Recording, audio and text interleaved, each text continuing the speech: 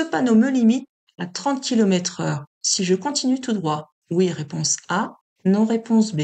Si je tourne à gauche, oui, réponse C, non, réponse D.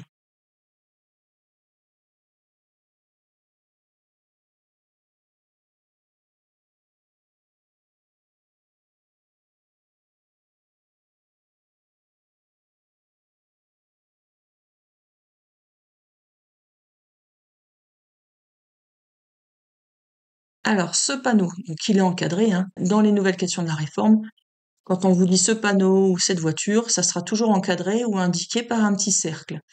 Alors, ce panneau-là nous indique qu'on est limité à 30 km/h et que ça, c'est dans une zone. Donc, c'est pas uniquement dans cette rue-là, mais ça peut être pour tout un quartier. Donc, toutes les rues qui sont à gauche, à droite aussi. Et si on retourne de nouveau encore à gauche et à droite plus loin, on sera encore concerné jusqu'à ce qu'on rencontre le panneau fin de zone. Donc là, ce panneau me limite à 30 km/h. Si je continue tout droit, oui. Et si je tourne à gauche, oui aussi. Donc, c'était A et C. Je circule actuellement sur une route à sens unique. Oui, réponse A. Non, réponse B.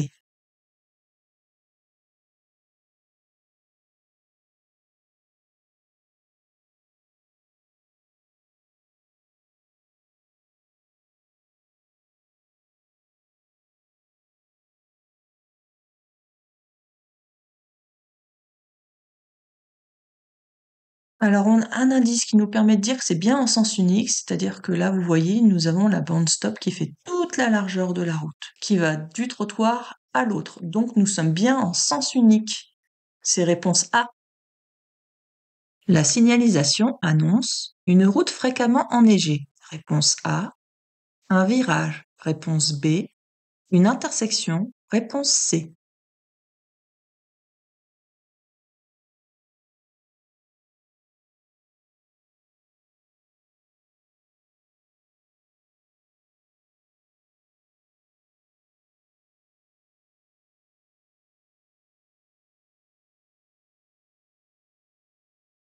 Alors, il y a un premier indice à prendre en compte. Ici, il y a écrit plusieurs réponses. Donc déjà, vous savez que vous devez trouver plusieurs choses sur la photo.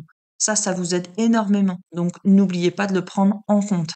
Donc, on regarde, on cherche plusieurs choses. Est-ce qu'il y a une route fréquemment enneigée? Pour que ce soit une route fréquemment enneigée, il faut qu'il y ait le petit chapeau sur les balises ici, pour qu'il soit rouge, comme ici. Vous voyez?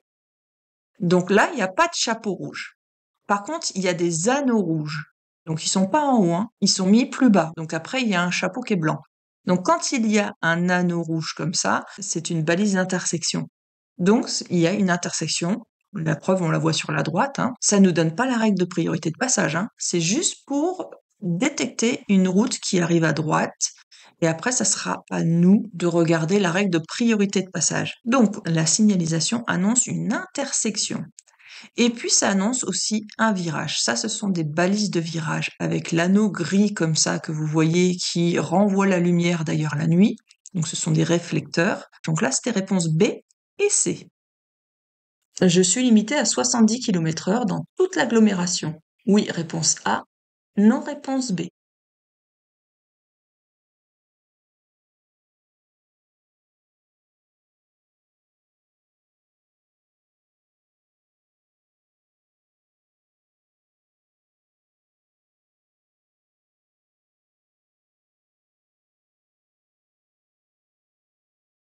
Dans une série précédente, on avait une question qui ressemblait, mais le panneau limitation de vitesse était mis avec le panneau d'agglomération. Là, il est séparé. Quand il est séparé, ça veut dire que c'est uniquement dans cette rue-là et pas sur toute l'agglomération.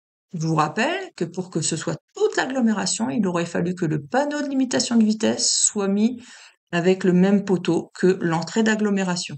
Et là, c'est pas le cas. Donc, comme c'est pas avec l'entrée d'agglomération, c'est uniquement dans cette rue. Donc, c'était réponse B. Je peux être verbalisé si j'utilise la bande d'arrêt d'urgence en cas de panne de carburant. Oui, réponse A.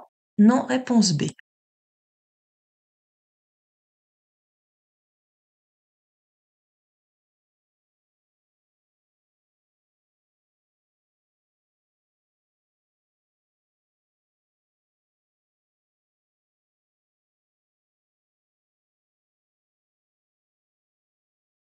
Alors, il faut savoir que les bandes d'arrêt d'urgence ne sont à utiliser que en cas de force majeure.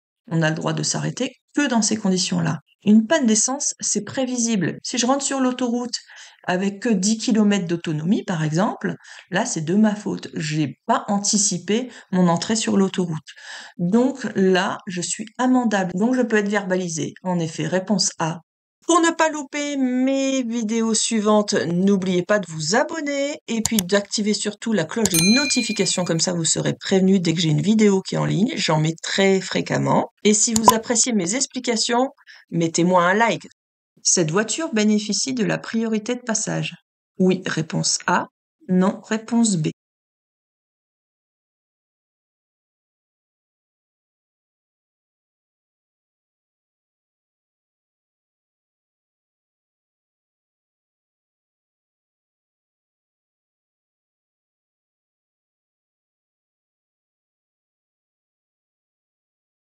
Donc cette voiture bénéficie de la priorité de passage. On va observer, on voit qu'elle a un clignotant à gauche, donc elle va vouloir certainement changer de voie. Si on observe un peu plus, nous on est sur un axe rapide, on a deux voies pour nous, c'est d'ailleurs une 2x2 voies, hein, parce qu'il y a un rail de sécurité ici. Et puis, on voit que dans cette voie-là, il y aura un céder le passage. En fait, c'est une voie d'insertion. Elle va accélérer pour s'insérer. Mais elle n'est pas prioritaire. Elle ne bénéficie pas de la priorité. Elle doit essayer de s'insérer sans gêner ceux qui sont déjà sur l'axe. Donc, c'était réponse B.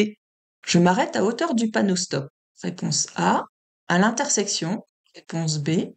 Je peux tourner à droite. Oui, réponse C. Non, réponse D.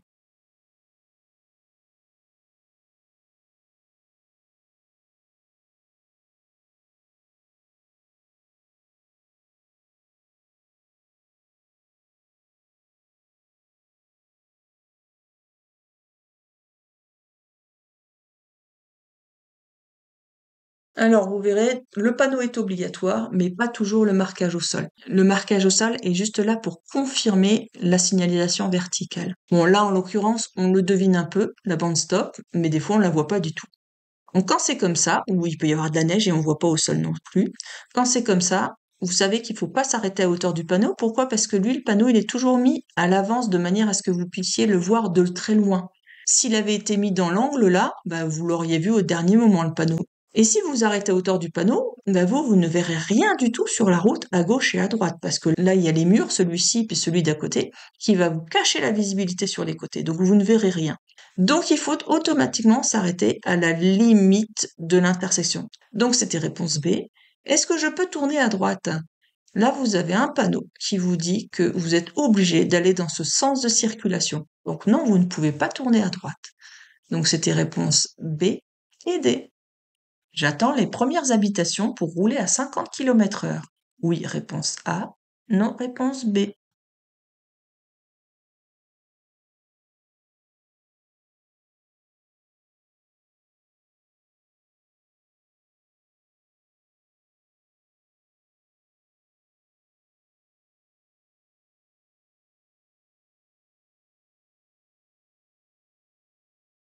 Alors, là, vous avez un panneau d'entrée d'agglomération. Ça veut aussi dire que c'est une limitation à 50 km/h à hauteur de ce panneau-là. Donc, je dois être à 50 km/h au niveau du panneau et pas au niveau des maisons. Est-ce que j'attends les premières habitations? Non. Réponse B. Le véhicule de derrière me suit de près. J'accélère pour augmenter mes distances de sécurité. Oui, réponse A. Non, réponse B.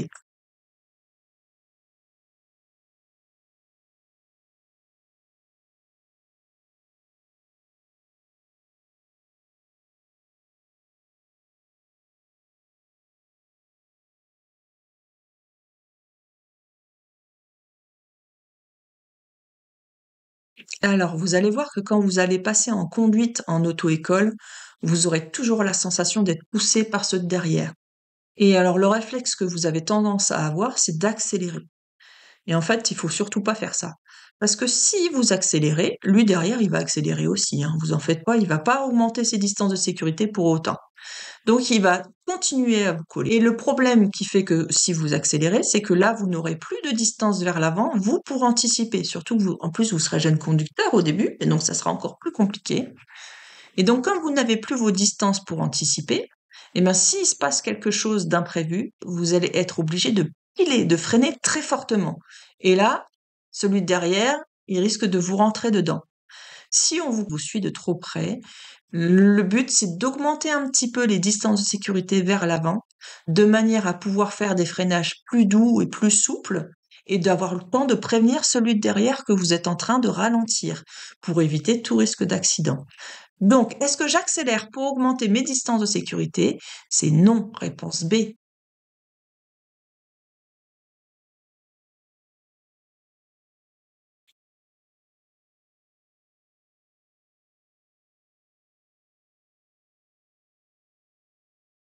Je suis limité à 30 km/h. Oui, réponse A. Non, réponse B. Je ralentis. Oui, réponse C. Non, réponse D.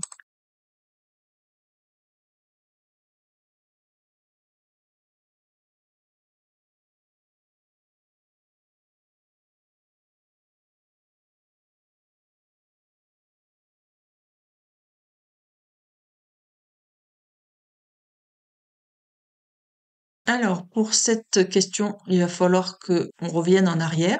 D'ailleurs, j'espère que vous n'êtes pas revenu en arrière sur la vidéo, hein, pour revoir une deuxième fois. Ça, le jour de l'examen, vous ne pourrez pas le faire. Vous n'avez qu'une lecture possible. Si vous n'avez pas bien observé, ça sera tant pis pour vous et vous serez obligé de répondre un peu au hasard. Donc surtout, apprenez à bien observer. Donc je suis revenue en arrière, on nous annonce un sens giratoire, et après, là, on peut voir qu'il y a une limitation à 30 km/h, mais il y a un panonceau en dessous. Et le panonceau nous dit que c'est pour les 7,5 tonnes. C'est pas pour nous. Donc, cette limitation de vitesse ne nous concerne pas. Donc, est-ce que je suis limité à 30 km/h? Eh bien, non, ça ne me concerne pas. Est-ce que je ralentis? Vous voyez là, il y a la voiture devant qui est en train de freiner. On voit les feux stop d'allumer. Et on nous a annoncé aussi qu'on arrivait sur un sens giratoire. Donc, comme la voiture freine devant et qu'en plus de ça, il y a un sens giratoire, oui, je commence à ralentir. En plus, on est un peu en descente, donc il vaut mieux s'y prendre un petit peu plus tôt. Donc, c'était réponse B et C. Un conducteur novice est en infraction à partir de 0,5 g par litre de sang. Oui, réponse A. Non, réponse B.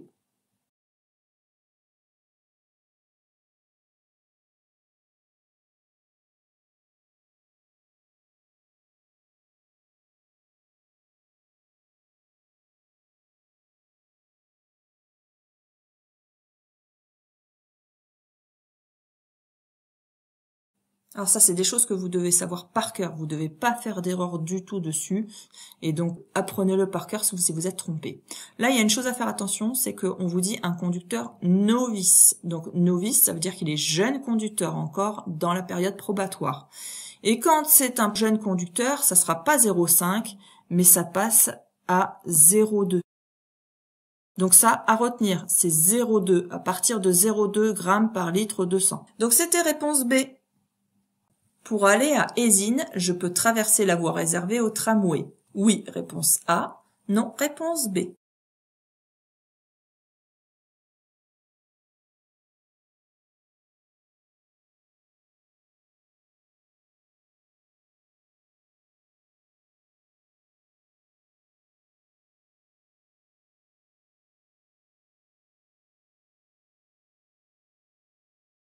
On regarde sur les panneaux de signalisation et on voit que Eysines, c'est à gauche. Donc, qu'est-ce que je vais faire? Je vais avancer un petit peu et on remarque une voie de stockage ici. Donc, je vais pouvoir aller dans la voie de stockage pour pouvoir tourner à gauche. On a le droit de traverser une voie de tramway à condition que la signalisation nous l'autorise, hein, qu'on ait par exemple un feu vert pour le faire. Donc, c'est réponse A. Pour aller en face, j'allume le clignotant droit. Oui, réponse A. Non, réponse B.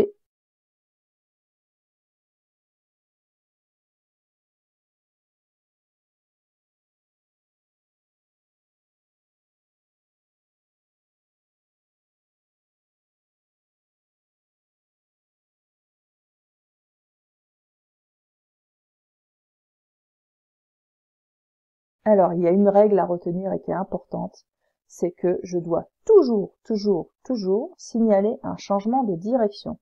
Donc, à partir du moment où je vais quitter mon axe principal, je dois toujours informer avec un clignotant. Pareil, si je fais un écart de trajectoire, je dois aussi informer les autres avec mon clignotant. Donc là, la route principale, elle est à gauche. On voit bien que, en plus de ça, il y a le petit trottoir, là, une petite rigole qui continue. Donc là, il n'y a pas de doute, c'est à gauche. En plus, une information supplémentaire, c'est qu'il y a des sens interdits. Attention, on a quand même le droit d'y aller parce que les sens interdits sont pas maintenant. Ils seront uniquement dans 100 mètres. Donc, dans 100 mètres, je ne pourrai pas aller plus loin, mais les 100 premiers mètres, j'ai le droit d'utiliser cette voie-là, d'emprunter cette route-là. Donc, comme je quitte l'axe principal, en effet, il va falloir que je mette le clignotant droit. Donc là, c'était bien réponse A. Le panneau me signale un virage dangereux. À droite, réponse A. À gauche, réponse B. À 50 mètres, réponse C. À 150 mètres, réponse D.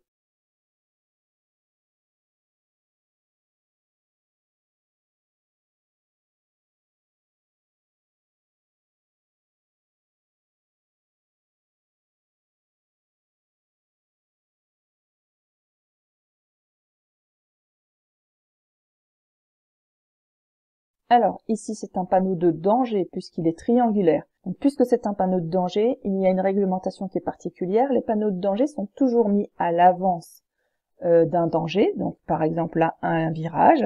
Donc, il est mis quand on est en agglomération 50 mètres à l'avance et quand on est hors agglomération 150 mètres à l'avance. Ici, on voit bien qu'on est hors agglomération, hein. On est en race campagne, on traverse les bois. Donc, c'est 150 mètres à l'avance. Donc là, déjà, c'était réponse D. Ensuite, si on observe bien le symbole qu'on a dans le panneau de danger, on voit bien que c'est un virage qui va à droite, vers la droite. Donc, c'est la réponse A et D. Ne pas s'arrêter à un contrôle routier, c'est commettre un refus d'obtempérer, réponse A, un délit de fuite, réponse B.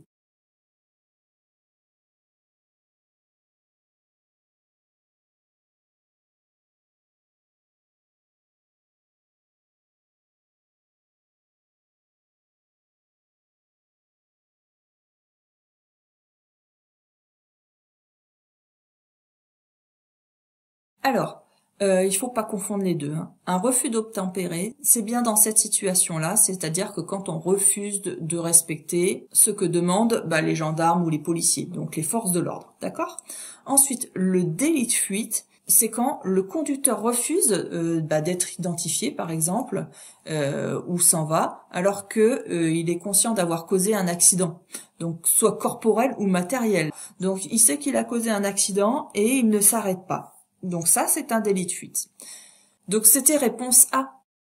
La file de droite avance plus vite que la mienne. Je change de voie. Oui, réponse A. Non, réponse B.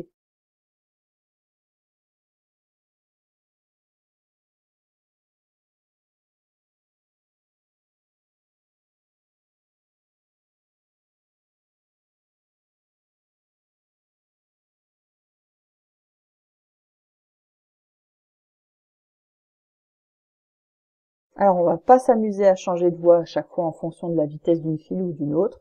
Bon, surtout que c'est prouvé, hein, ils ont fait des études là-dessus, que finalement, sur une distance quand même assez longue, les deux voies avancent à la même vitesse. Donc, vous ne serez pas gagnant.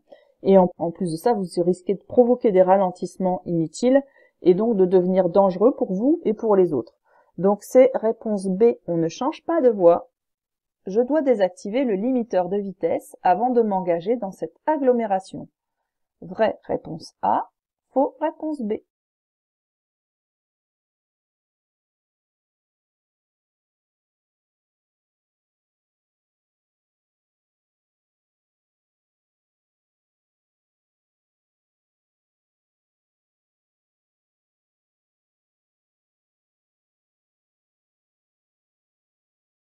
Alors, le limiteur de vitesse, en fait, c'est une aide à la conduite qui permet de pas dépasser une vitesse qu'on a programmée. Mais vous allez conduire normalement. Par exemple, si vous êtes sur une boîte manuelle, vous allez pouvoir changer votre rapport de vitesse sans que ça perturbe votre limiteur de vitesse. Il sera toujours, par exemple, si vous êtes en agglo, limité à 50 km/h. D'accord? Vous allez pouvoir freiner, ça ne désactivera pas non plus le limiteur de vitesse. Dès que vous allez réaccélérer, ça bloquera la voiture à 50 km/h. Donc même en accélérant, finalement, il ne sera pas possible de dépasser cette vitesse. Sauf si j'accélère à fond, dans ce cas-là, ça débloque temporairement le limiteur de vitesse. Donc finalement, je peux utiliser ce limiteur de vitesse dans toutes les situations, même s'il y a du trafic. Le fait de lâcher l'accélérateur, de freiner ou autre, ça ne m'empêche pas d'être très réactif sur la mécanique voiture et d'éviter d'être en excès de vitesse. D'accord, tout simplement. Donc je peux l'utiliser partout. Ça, il faut bien vous le dire. Le limiteur de vitesse, c'est partout. Donc il n'y a aucune obligation de désactiver ce limiteur avant de rentrer dans cette agglomération. Donc c'était réponse B. Ce panneau peut mettre fin à une interdiction de dépasser, réponse A, une interdiction de stationner, réponse B, une limitation de vitesse, réponse C.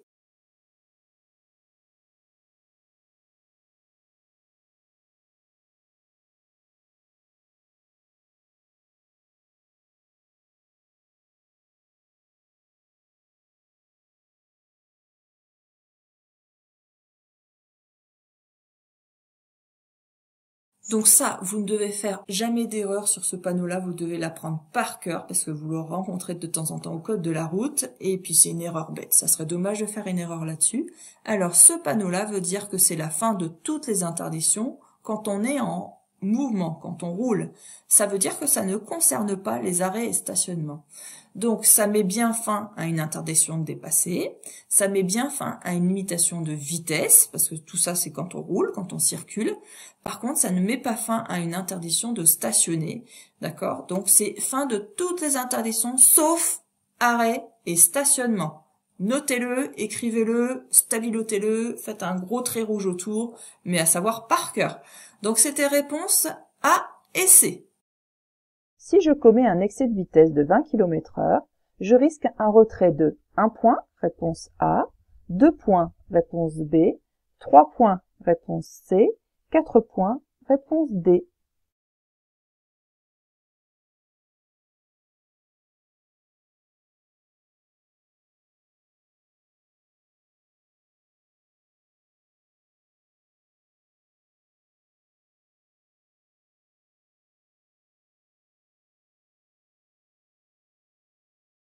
Alors, si je commets un excès de vitesse de 20 km/h, eh bien, j'ai un petit moyen mnémotechnique pour vous. Ça commence par un 2, donc ça sera 2 points. Donc, plus de 20 km/h, ça sera 2 points. D'accord? Donc, réponse B. Pour activer les feux de brouillard arrière, j'appuie sur le bouton oui, réponse A. Non, réponse B.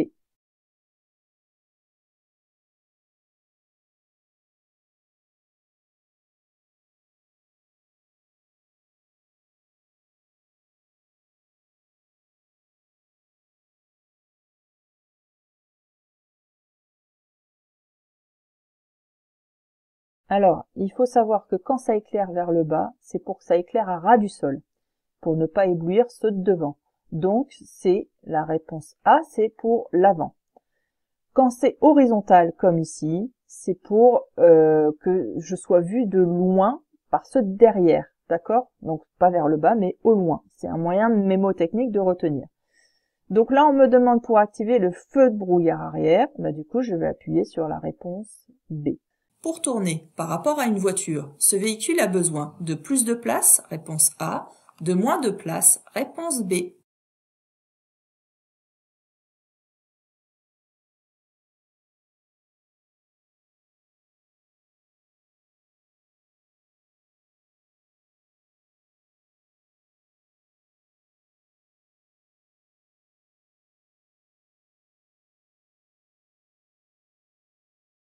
Donc oui, bus, un véhicule de transport scolaire, un camion, donc tous les poids lourds en règle générale, ont besoin de plus de place pour tourner. Pourquoi? Parce que le derrière, lui, va couper la trajectoire. Le devant va faire une grande avancée comme ça, et le derrière, lui, va couper. Donc il a besoin de plus de place. C'est pour ça que souvent, on n'a pas le droit de s'avancer à ras des intersections et qu'il y a un marquage au sol qui nous demande de nous arrêter un peu plus tôt pour laisser justement la place pour tout ce qui est poids lourd, transport en commun aussi, pour tout ce type de véhicule.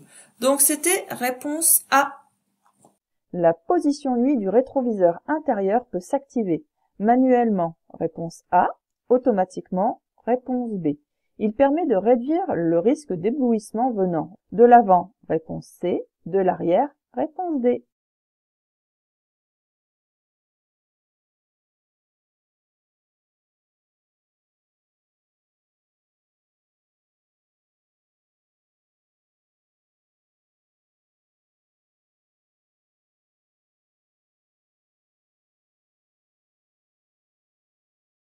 Alors la position nuit sur les rétros intérieurs, en fait, ça va dépendre de votre voiture. Si vous avez une voiture haut de gamme ou pas, ou une voiture récente ou pas. Là, sur les vieilles voitures, là c'est sûr, c'est manuel. Sur les voitures récentes, ça va dépendre de la catégorie de votre voiture, mais ça peut être automatique. Alors sur les voitures manuelles, vous avez vu, vous avez la petite languette ici à bouger, à incliner, et puis ça évitera que les phares se renvoient dans vos yeux. Et sur automatiquement, ça détecte la luminosité à l'arrière, et puis ça fonce un petit peu votre rétroviseur intérieur. Donc les deux étaient possibles, réponse A et réponse B. Ensuite, ça permet, l'intérêt, c'est ce que je l'ai dit tout à l'heure, c'est que ça permet de réduire, vous voyez les phares qui sont à l'arrière, quand ça se renvoie dans le rétroviseur, ça se renvoie en plein dans vos yeux, et là c'est comme si vous preniez les phares en plein dans vos yeux. Pourtant le véhicule est derrière, mais vous êtes ébloui comme s'il était devant. Donc ça permet justement de réduire le risque d'éblouissement de l'arrière. Donc c'était réponse A, B et D. Je surveille plus particulièrement la zone A, réponse A, B, réponse B. Je place le pied devant le frein, oui, réponse C, non, réponse D.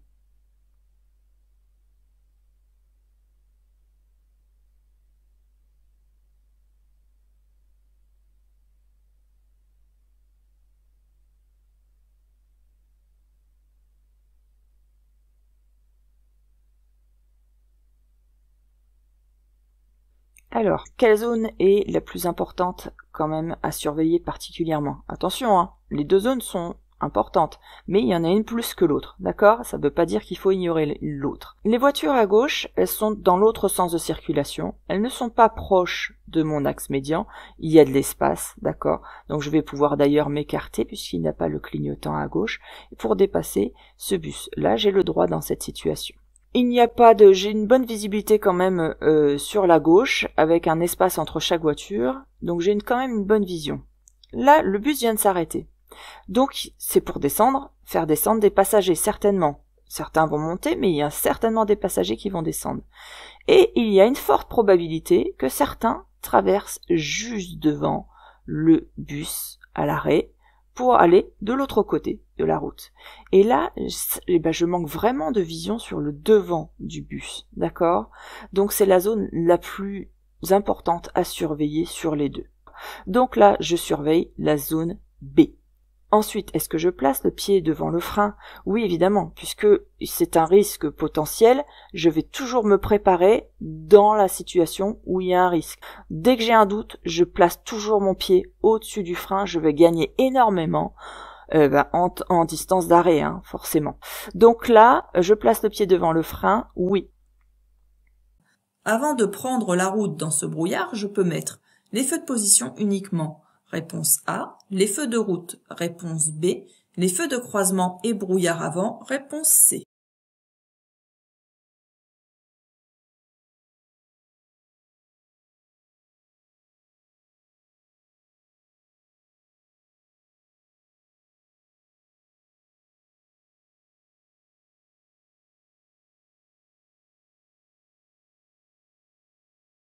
Alors, les feux de position, on ne peut les mettre en agglomération éclairée. Donc là, c'est pas le cas.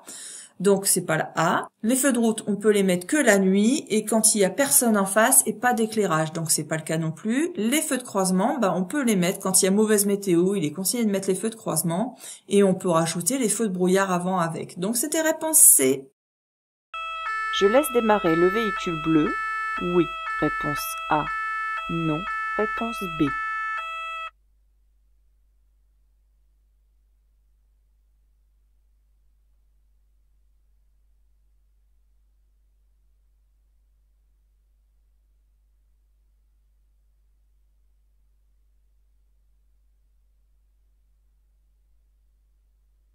Alors, on voit qu'il a son clignotant à gauche et qu'il a la sirène de mise, D'accord?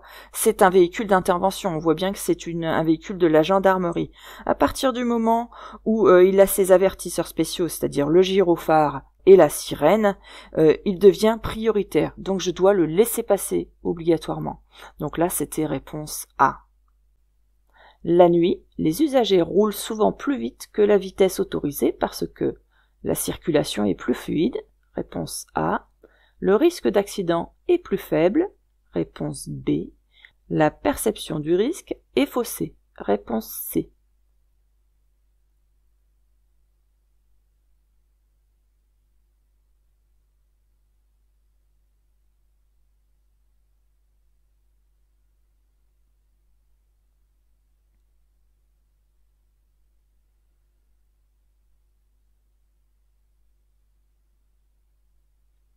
Les usagers de la route ont tendance à rouler plus vite la nuit, parce que la route elle est plus fluide, et ils ont une perception aussi du risque qui est faussée, parce qu'il y a moins de circulation, moins de contrôle routier, donc ils ont plus un sentiment de liberté en fait. Donc là c'était réponse A, la circulation est plus fluide, réponse A, et puis C, la perception du risque est faussée. Le temps de réaction est 2 fois plus court à 50 km/h qu'à 100 km/h. Oui, réponse A. Non, réponse B.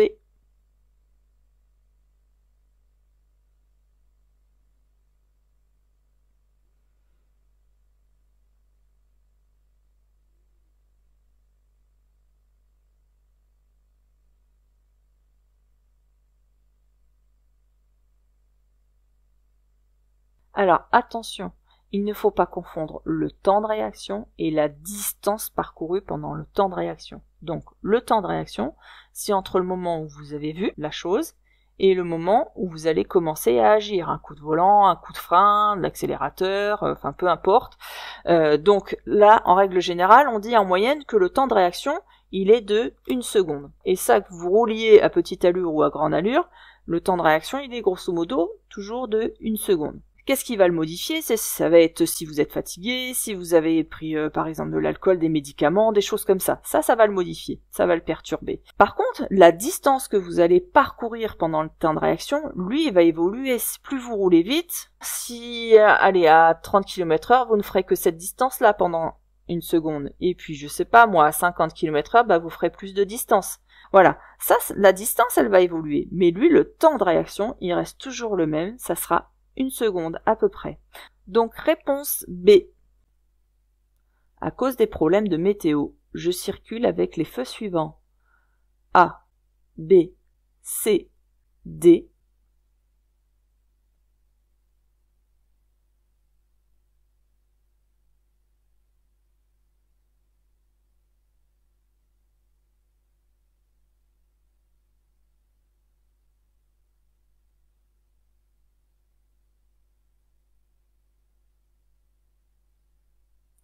Alors, il pleut, même si on a quand même une bonne visibilité, il pleut. On le voit bien, le pare-brise, là, il y a de la pluie sur le pare-brise. Donc, quand il pleut, je dois mettre mes feux de croisement. En complément de mes feux de croisement, je peux aussi rajouter, si je veux, mes feux de brouillard avant, parce que j'ai le droit en temps de brouillard, neige et pluie. Les feux de route et les feux de brouillard arrière sont interdits. Alors, quels sont les symboles? On a dit qu'on avait le droit de mettre les feux de croisement. Les feux de croisement, c'est ce symbole-là. Si vous avez un doute, vraiment, il faut l'apprendre par cœur, parce que vous aurez d'autres questions là-dessus. Et en circulation, quand vous allez apprendre à conduire, il faudra aussi connaître vos symboles. Donc ça, feu de croisement. Ensuite, le feu de brouillard avant, c'est celui-ci. Donc A et C. Ça représente les feux de route. Et ça représente les feux de brouillard arrière. Donc si vous les connaissez pas, notez et apprenez par cœur. Donc là, c'était réponse A et C. Le sommeil au volant menace particulièrement. Si la conduite est monotone, oui, réponse A, non, réponse B. Si mes passagers discutent avec moi, oui, réponse C, non, réponse D.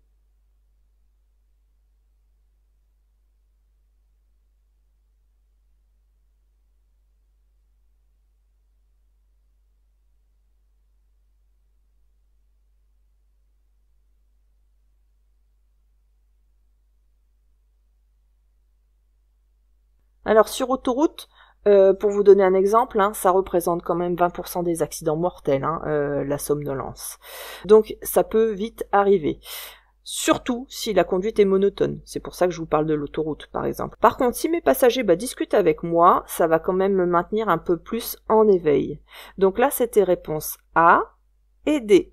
Immédiatement à droite, le stationnement est toléré. Oui, réponse A. Non, réponse B. L'arrêt est toléré. Oui, réponse C. Non, réponse D.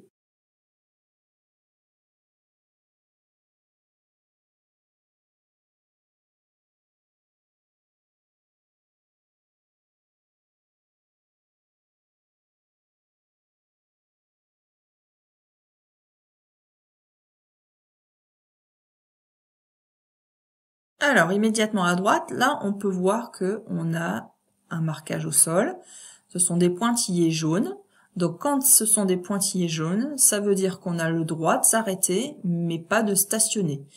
Pour qu'on ait le droit de faire ni l'un ni l'autre, hein, que ce soit interdit pour les deux, il aurait fallu une ligne continue jaune ici. Là, elle est en pointillé, donc j'ai quand même une tolérance pour l'arrêt. Donc, le stationnement est toléré? Non, réponse B. L'arrêt est toléré? Oui, réponse C. Donc, B et C. Ce bus est sur le point de redémarrer. Oui, réponse A. Non, réponse B. Je ralentis? Oui, réponse C. Non, réponse D.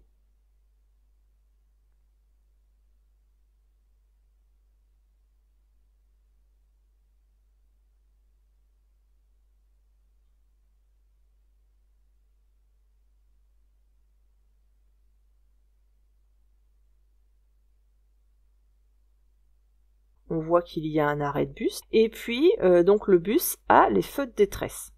Ça veut dire qu'il est arrêté là pour un petit moment. Donc il n'est pas prêt de redémarrer. Donc là, c'était réponse B. Ensuite, est-ce que je ralentis? Alors oui, je ralentis toujours quand je m'approche d'un bus. Pourquoi? Parce que il pourrait très bien décider au dernier moment où j'arrive dessus, d'enlever ses feux de détresse et de mettre son clignotant à gauche. Dans ce cas-là, il devient prioritaire et je dois le laisser passer. Mais il peut aussi y avoir, qui sort juste devant le bus, un piéton. Et là, si je ralentis pas, je n'aurai pas le temps de m'arrêter pour éviter ce piéton. Donc là, c'était réponse B et C. L'acuité visuelle minimale avec correction d'un conducteur est de 1/10, réponse A, 3/10, réponse B, 5/10, réponse C, 8/10, réponse D.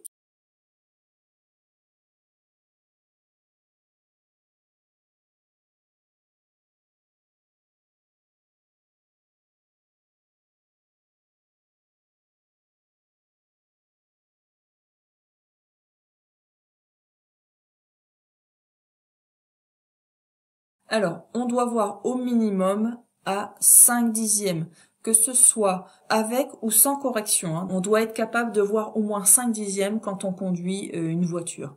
Donc, c'est réponse C. Ça, si vous ne le savez pas, vous apprenez par cœur, vous le notez en fait. Vous faites exactement comme ce que je vous conseille dans les astuces, qui sont gratuites hein, d'ailleurs. Donc, vous avez juste à aller sur le lien qui est juste en dessous dans la description ou dans le premier commentaire. Vous cliquez sur le lien, vous y mettez votre adresse mail et moi je vous envoie un accès avec tous les petits conseils pour pouvoir progresser rapidement. Donc c'est une méthode de travail pour pouvoir progresser rapidement, éviter de refaire les mêmes erreurs et donc vous redonner confiance aussi, hein. Donc ça, vous n'hésitez pas, vous faites comme ce que je vous conseille, vous notez bien et vous apprenez sur des petites fiches. Enfin, je vous explique tout ça dans la formation. N'hésitez pas à y aller, vous verrez, ça aide vraiment. Donc pour revenir à la question, c'était bien la réponse C. Plus la ceinture est ajustée, plus elle sera efficace en cas de choc. Oui, réponse A, non, réponse B.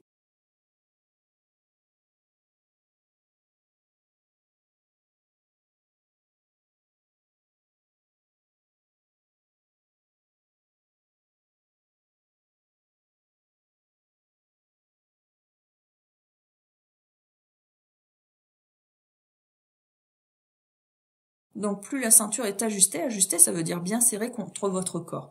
Et bien plus c'est efficace. Pourquoi? Parce que la ceinture, alors on imagine par exemple que là vous avez le volant avec le tableau de bord. Comment va travailler la ceinture? Donc en cas d'accident, en cas de choc, il va y avoir le prétensionnaire de ceinture qui va s'activer. C'est-à-dire que là, ce que vous voyez donc ici, là, ça, là où on accroche la ceinture, ce petit bloc qui est dans la main, va être tiré vers l'arrière, comme ça. Donc, ce qui fait que ça va resserrer ici. Et le but, c'est que toujours le bassin, ici, donc le bas au niveau de vos fesses, ce soit toujours bien collé à votre siège, que vous n'avanciez pas. Ensuite, votre corps, votre buste va s'avancer un petit peu, à peu près à 10-20 cm, et le reste de la ceinture ici va vous arrêter. Donc, vous allez être un petit peu quand même la tête penchée en avant, et vous allez être arrêté. Mais vous serez arrêté assez tôt pour ne pas taper le volant qui est ici. Si ça c'est desserré, ça va plus vous coller contre le siège. Donc votre corps, lui, va déjà être avancé à ce niveau-là, ce qui fait que, comme c'est desserré, votre buste là va être penché encore un peu plus en avant, et votre tête, eh ben, elle va taper le volant. Donc surtout, faut bien ajuster votre ceinture. Donc c'était réponse A. Pour faciliter ce croisement, je ralentis et je serre à droite. Réponse A. Ou je serre à droite et je ralentis. Réponse B.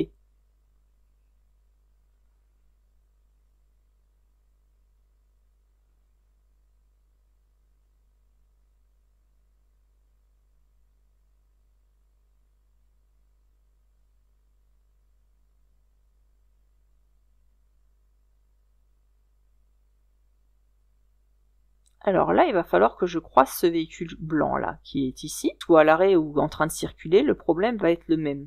Donc quand je vais le croiser, ben, vous avez vu la route, elle est vraiment pas large du tout, hein. D'ailleurs, il n'y a même pas de marquage au sol pour séparer les deux voies. Donc il va falloir serrer sur le bord droit.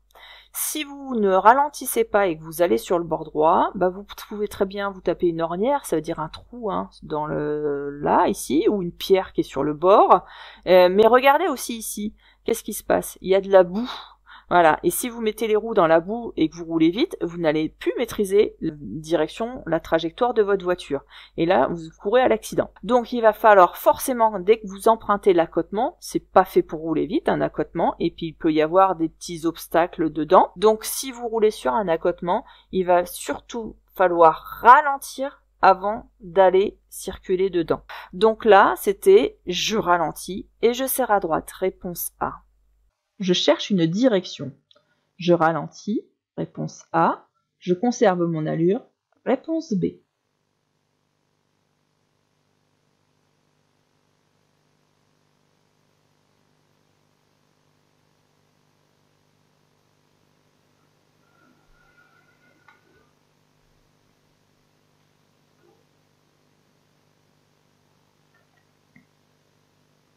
C'est vrai que des fois, dans certaines situations, c'est difficile de tout observer, de tout voir.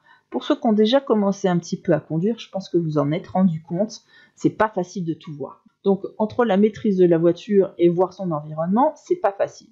Même si je roule lentement, des fois, plus lentement, ça reste pas facile parce que la signalisation, elle peut être compliquée. Si on regarde ici, je dois observer l'intersection, savoir la règle de passage, surveiller derrière aussi hein, dans mon rétroviseur, voir si la voiture ne quitte pas son stationnement, surveiller ce qu'elle fait elle, et en même temps chercher ma direction. Et si on regarde les panneaux de signalisation, on se rend compte que là, ils sont super complexes. Ici, on me dit que la voie de droite va être pour les transports en commun, il va falloir que je prenne la voie de gauche. Et après, j'ai une sorte de sens giratoire qui m'a l'air un petit peu compliqué. Donc là, c'est vraiment pas une information qui est habituelle. Donc gérer tout ça en même temps, c'est pas facile. Donc pour pouvoir justement ne pas me planter et bien voir tout ce qui se passe dans mon environnement, j'ai qu'une seule solution, c'est de ralentir. D'accord? Donc là, c'était réponse A. La motorisation hybride d'une automobile combine une source d'énergie thermique avec une source d'énergie électrique. Vrai, réponse A. Faux, réponse B. Ce système permet de diminuer de 10 à 30% la consommation des véhicules. Vrai, réponse C. Non, réponse D.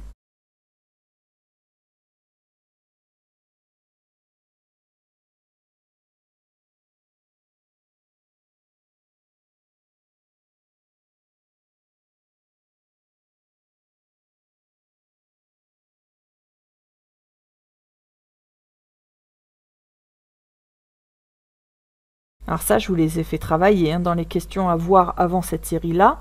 Hein, pour ceux qui se sont inscrits aux astuces gratuites là, pour bien progresser, pour pas mettre trop d'heures dans votre formation, puis pour rester motivé. D'ailleurs, n'hésitez pas, hein, ceux qui sont intéressés, vous avez juste à cliquer sur le lien qui est dans la description en dessous, ou alors en commentaire.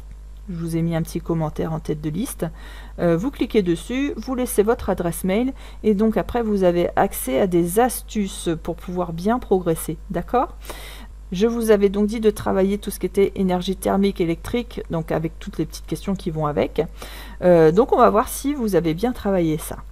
Alors, une voiture hybride, eh ben, elle utilise deux types de motorisation. Donc, elle utilise la motorisation thermique et la motorisation électrique. Donc là, c'était bien réponse A.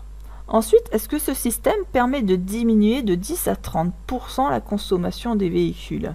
Eh bien, c'est vrai, parce que son objectif principal, donc du véhicule hybride, hein, c'est d'utiliser de façon optimale, c'est-à-dire la meilleure de toutes les façons, la source d'énergie. Donc ça permet de limiter les émissions de CO2, donc la pollution, et de réduire forcément votre consommation de carburant. Donc ça va vous limiter les frais aussi au moment où vous allez acheter votre carburant aussi. Donc c'est réponse A et C. Un moteur pollue plus à froid. Oui, réponse A. Non, réponse B. Je laisse chauffer le moteur à l'arrêt avant de partir. Oui, réponse C. Non, réponse D.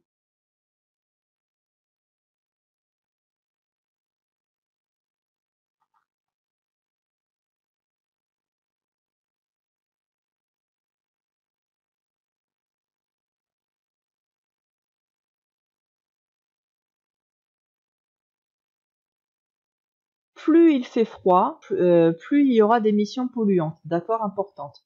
Et plus vous allez démarrer donc votre moteur à froid, plus il y aura de matières polluantes qui sortent de l'échappement. Et c'est encore pire quand il fera de plus en plus froid. Les matières polluantes seront encore plus importantes. Surtout si c'est une voiture essence d'ailleurs, hein, qui est équipée d'un pot catalytique qui n'est efficace, ça il faut le savoir, que quand le pot a atteint 250 degrés au moins. Ce qui veut dire quand même qu'il faut faire, je sais pas, au moins une bonne dizaine de minutes de circulation pour que votre pot catalytique soit efficace. Donc dans les premières minutes, il n'est pas efficace. Donc si on laisse son moteur se chauffer à l'arrêt, bah, ça fait quoi? Ça fait un gâchis de carburant parce qu'on consomme beaucoup plus. Donc on consomme beaucoup plus pour rien sans faire de kilomètres. Et en plus, ça fait une pollution inutile. Donc il faut rouler dès les premières minutes, en douceur par contre, pour laisser le temps au moteur de chauffer et de ne pas forcer sur le moteur.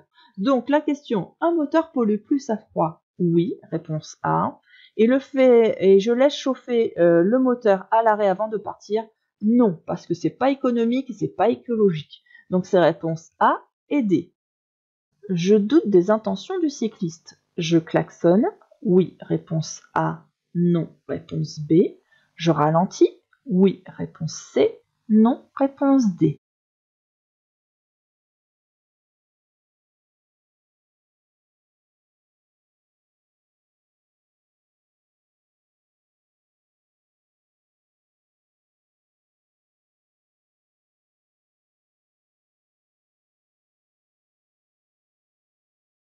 On peut voir que le cycliste est en train de s'engager sur la chaussée.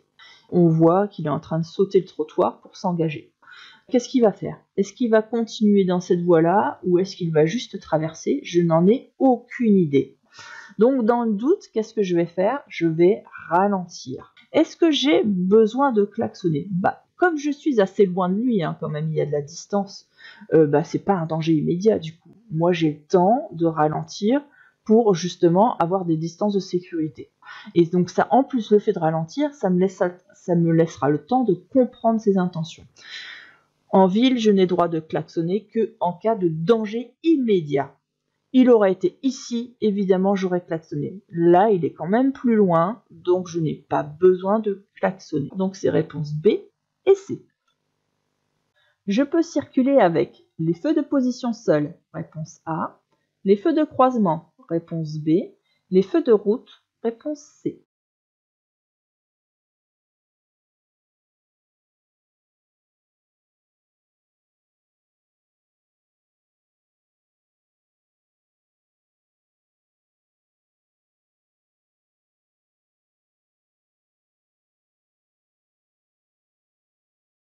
Alors, normalement, quand on est en agglomération, avec des éclairages, vous voyez les lampadaires qui sont allumés là, d'accord?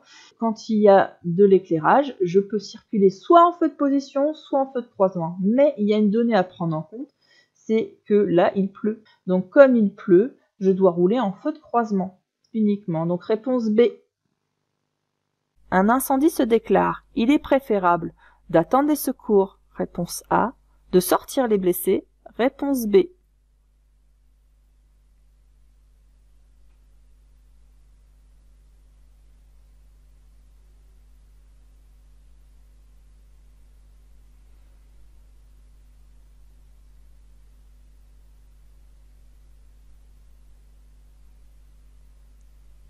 En règle générale, quand il y a un accident, je ne dois pas bouger les blessés. Sauf si ce blessé est en danger.